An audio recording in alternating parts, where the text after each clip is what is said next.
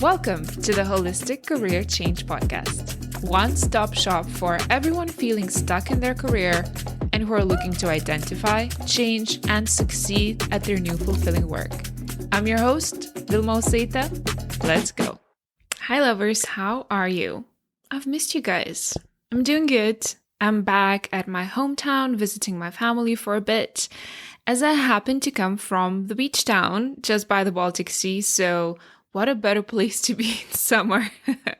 I'm taking it a little easier, and in between my calls, my days are usually spent catching up on reading in the garden and also swimming in the sea in the evenings.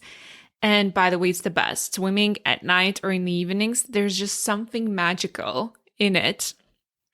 And really, I just cannot stop wondering and being surprised just how much nature can soothe our nervous system. And that is just nothing short of miraculous. And this makes me think of just how people pay an incredible amount of money to go to fancy retreat centers somewhere private in the hope of rejuvenating and cleansing. And we really forget just how much healing and grounding we have access to in our day-to-day. Like just walking barefoot on a fresh cut grass. If we do this intentionally, fully present, that can relax and soothe us like literally a good massage. I promise, try it. The solutions and answers are all around us, and they're often simple, but we seem to be forever chasing for something better, something more cutting edge, more expensive, more money, more attention, better partners, constantly chasing, and it's just so tiring. Even speaking of it, when I mention all of these things, my energy drops. By the way, I'm absolutely not throwing shade or judgment of those who are engaging in this hunt for more cycle. I'm just not part of it anymore. And it did take a lot of courage and a strong core to start putting together a life that satisfies me and fills me up. And I've spoken about it and referred to it in many previous episodes. Because what I do now is essentially creating a space and creating my day in a way that is supportive of me right now and who I am becoming, whereas the forever chase would leave me constantly thirsty, constantly reaching for that next thing. There was never enough. There was not even one place where I could sit, relax, and rest and celebrate. It was like a monster that you could just not appease, like never. Anyway, today's episode is a bit of a rant, if you haven't noticed. A rant about actually a very unattractive topic, responsibility. Not sexy, I know. And it is not an appealing topic, and it's not light and fluffy, like, say, talking about self-love or self-appreciation, right? Responsibility is really about taking ownership of all that we have consciously and unconsciously created in our lives. Without excuses, long background stories, finger pointing, without blaming of your parents, of economy, of Donald Trump, without blaming aliens, whatever your favorite target is that you like to blame. My dad passed away when I was little, around 4 years old. And for the longest time, every time I had romantic relationship drama, where I struggled to commit usually, I'd say, oh, it's because I have abandonment trauma. So I struggle to let people in and I struggle to fully trust their intentions. So I essentially end up controlling relationships and leaving myself, as that was my way of avoiding the trauma repeating, where the main man of my life, who back then was my father, left me. So all of my relationship efforts used to be centered around me trying to avoid the pain of abandonment. So I used to point fingers at my past circumstances, and I would blame my father for dying. It's the rich one. I would blame my mother for not having the tools to deal with his passing appropriately and offer me emotional safety, while actually she was going through a grieving process herself. So while I was actually doing a lot by talking about it to my friends, to my partners, to my therapist, and really anyone who cared to listen, You know what I was not doing? I was not fully accepting my reality. I was attaching meaning to the past events that I cannot change anymore, and I was putting myself in a helpless position. Because if I was not the one who caused my trauma, then how could I be the one to solve it? I was putting myself in a place of complete and utter inability to change this pattern. I was arguing with my reality and carrying a million excuses as to why forming a lasting relationship was near enough possible for me. And if I was not the one responsible for the damage, I made it mean that I was not the one responsible to solve it. I really want you to hear me here, because that is not a conscious decision that we make, but that is often where we find ourselves. And that is a very dangerous, vicious path to walk that rarely leads to any empowered change. And what's worse, it's normalized. All of us, to some extent, do this or have done this in the past, where we felt the need to over-explain and offer excuses as to why we did or did not do something, and then we were usually rewarded for this behavior by receiving other people's sympathy and attention and care and love. When I speak to people who want to embark on a career change, they often bring quote-unquote baggage to this process. And by baggage, I mean elaborate stories, explanations, and refusal to own their life circumstances. Again, no shade, just facts. So it's either a narcissistic mother in their life who didn't offer enough validation in childhood, and overall, dysfunctional family dynamic that turned them into codependent people pleasers, which affected the choice of studies and then consequently led them to the wrong career choice. Or it's workplace drama and an angry, self-absorbed boss who is refusing to see their potential and give them a raise in a job that would offer fulfillment for them. Or it's partners in their life who won't allow them to pursue a new career now in the fear of ruining their financial situation and financial stability. Or it's their friends who tell them that it would be silly and completely unreasonable to look for another job when they already have a job that pays the bills and even has potential for career development and promotions. Very rarely, and as I say this now, I wonder if ever, I bumped into a career switcher who could calmly say, I'm here because I'm the one who made a number of misaligned decisions in my life and betrayed myself and my needs over and over again. And here I am, because of this. Now, I'm also not the one to offer you to toughen up and tell you that you need to put on your big girls or big boys pants and deal with it by forcing yourself into action. That sort of reckless approach might produce short-term tangible results. However, it will also leave dead bodies behind, figuratively speaking, of course. Which means that you may reach a goal, but the cost of you reaching it will often be completely dysregulated nervous system and a lot of physical and emotional symptoms pointing towards the fact that you were insensitive to all of your needs and wishes, or that you went too fast. So the answer here is to first fully, unconditionally accept your current life as it is right now, at this moment, and drop the clutches of your narratives about the past and why you are the way you are. When I used to work in business consulting, the very first task that we used to take on before we implemented any process improvement, or when we were getting ready to implement a new system, was us taking our sweet time performing an in-depth as-is analysis. That is reviewing the company from top to bottom, understanding its structure, key players, internally and externally, creating process maps, and interviewing employees and shareholders, all with one purpose: to get a very detailed, clear, structured snapshot of where that particular business was at. Like taking a snapshot in time, it summarized everything.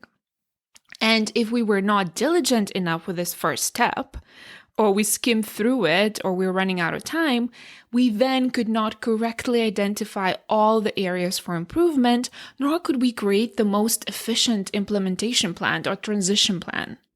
And the same goes with your career change process and with you looking to introduce more purpose and meaning into your life. Before you launch into any change or quest for clarity, I invite you to stop and take stock of where you're at right now. Try to understand why you're here, how you got here, and what would the ideal case scenario would look like and feel like for you. And if you don't take stock and accept what is, it will be a little like going grocery shopping without inspecting your fridge and your pantry. So what usually happens, you end up getting all the things that you might already have and then completely missing the ingredients that you actually need for the meals that you're planning to cook, right?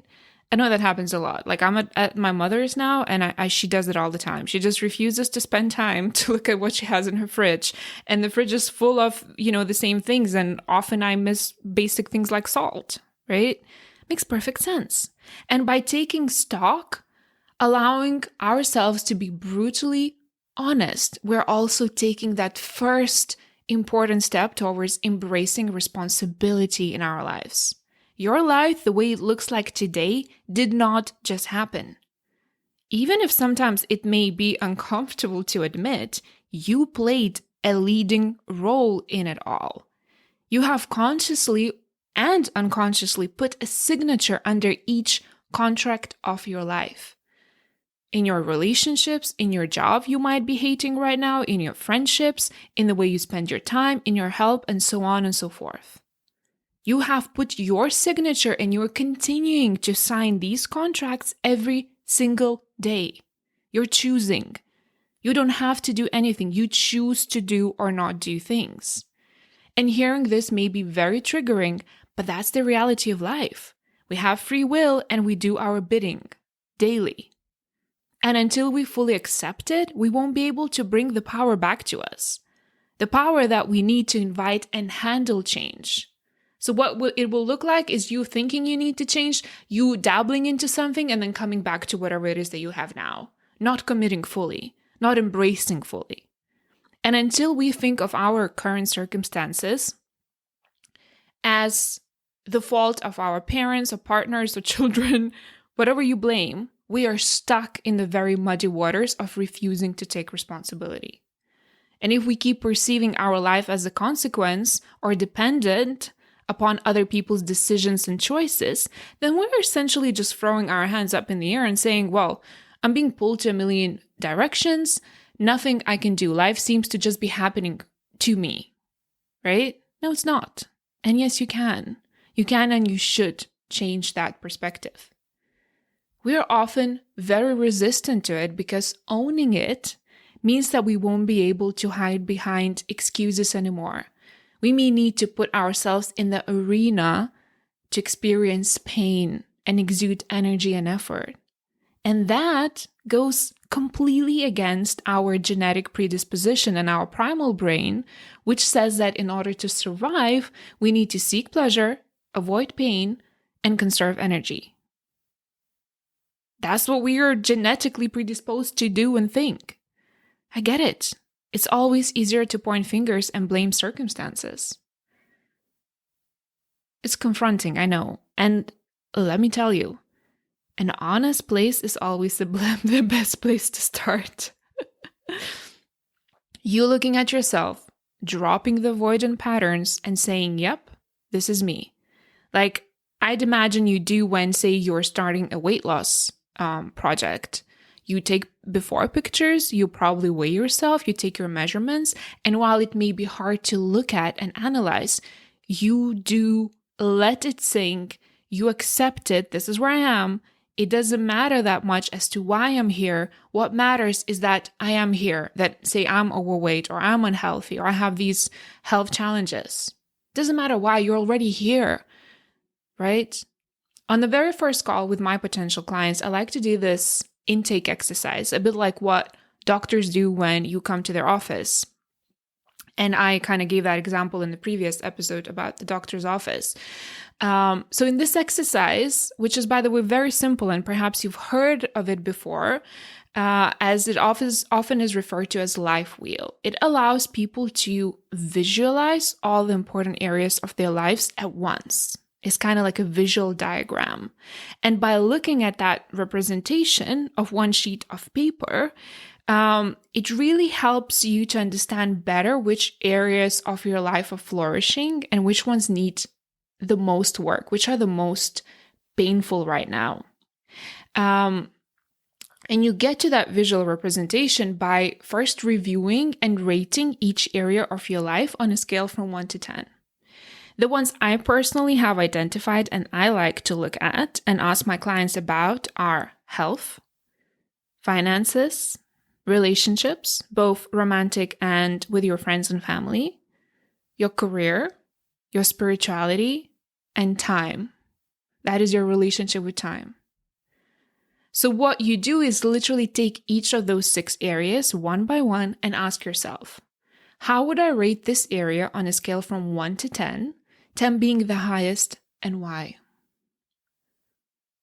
Then you ask yourself, what would make it a 10? What would a 10 look like and feel like? When you get your answer, that is your North Star, the direction that you should be headed at.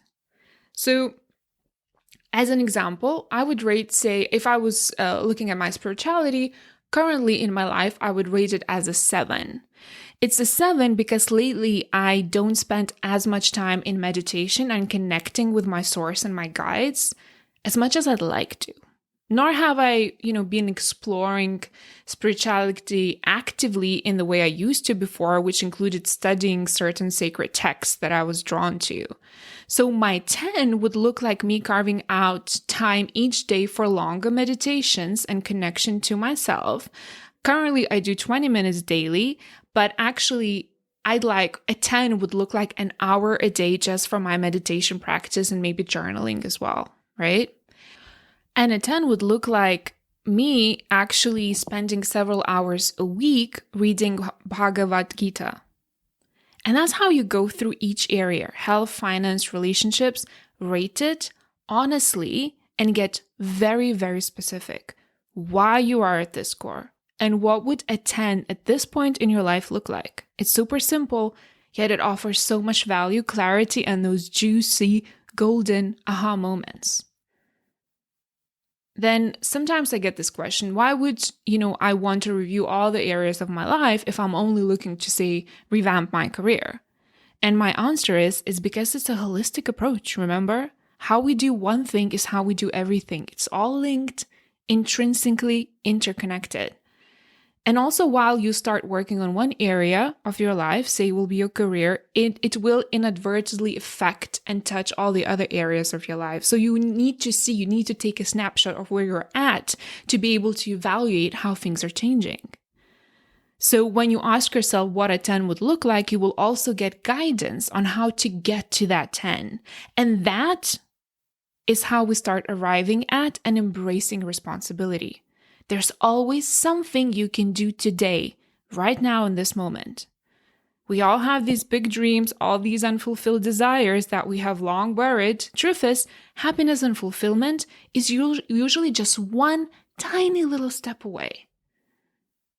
As an example, I can give, just like many others, I'm an avid traveler. I love to travel. There's something about feeling out foreign cultures and foreign energy that is so captivating to me. It's just mesmerizing.